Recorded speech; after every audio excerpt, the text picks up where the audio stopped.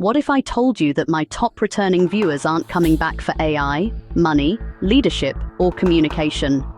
At first glance, that's exactly what these videos appear to be about.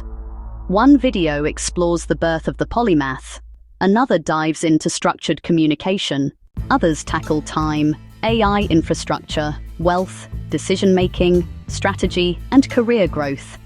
But when I looked at the people who kept coming back, a different pattern emerged. These viewers aren't following topics, they're following a way of thinking. Think about it.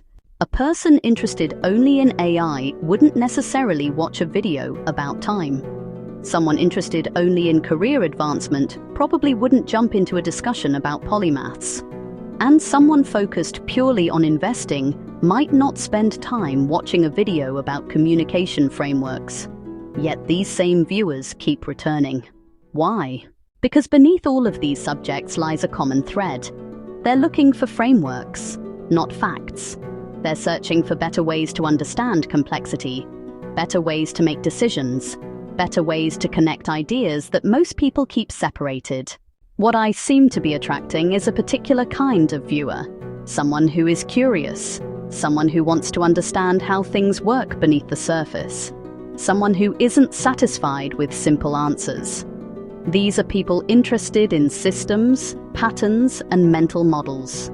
They don't just want to know what happened. They want to know why it happened, and more importantly, what happens next. What's fascinating is that this audience doesn't appear to be chasing shortcuts. They're not looking for the latest productivity hack. They're not looking for get-rich-quick schemes. They're looking for understanding. They're trying to build a more complete model of the world.